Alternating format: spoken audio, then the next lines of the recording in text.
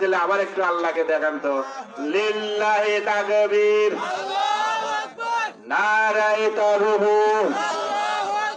তোমার নেতা আমার নেতা, আলেম ওলামা যেখানে,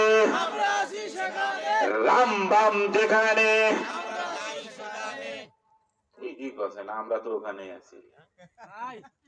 হ্যাঁ, অনেক জায়গায় এরকম হয়, তালে পরে বলে কয় হুজুর আসলে লয়, আসলে তাই। আমার বন্ধুগণ, তাহলে অবশ্যই ওই সব লোক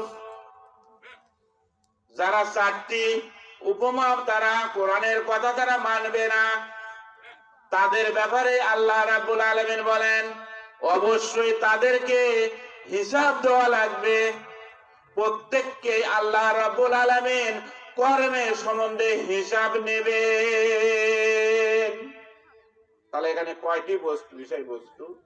উট, উটকে কিভাবে আল্লাহ রাব্বুল আলামিন সৃষ্টি করলেন, আকাশকে কিভাবে আল্লাহ তাআলা উচ্চ স্থানে তার সামা হিসেবে তিনি রেখেছেন, এবং জমিন দিলেন এবং নবী দিলেন, এবং অবশ্যই কর্ম সম্বন্ধে হিসাব নবীকে বললেন তোমাকে কি করতে হবে না, জোর করে কাউকে মুসলমান বানানো লাগবে না, তুমি হাসি মুখে দাওয়াত দাও কোরআনের। কি ভাই, ঠিক কিনা? ভাই পরে আসলো, কারণ লিল্লাহি তাকবীর দেওয়া হচ্ছে মাঝে মধ্যে, বুঝছেন, উনি কি করছে ওটি কোথায় কি বে এটা হচ্ছে পারে, যাই তো, কিন্তু কিন্তু অল্প হলে হবে কি, আপনারাই ভালো আছেন, বেশি লোকের দরকার নাই।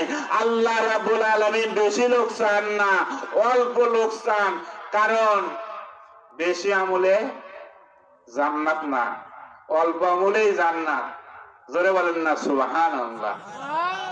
আমার বন্ধুগণ, আল্লাহ রাব্বুল আলামিন বলেন অবশ্যই কি করতে হবে, অবশ্যই তাদেরকে কর্মের আমি হিসাব নিব, হিসাবাহুম, অবশ্যই হিসাব দেওয়া লাগবে। ওই সব লোক যারা নাকি ক্ষতির মধ্যে নিবেদিত, ওয়া আমিলুস সালিহাত, তারা আমলে সলে করবে, ওই সব লোক ব্যতীত। কথা কি বুঝছেন? তাহলে হিসাবের জায়গা কই?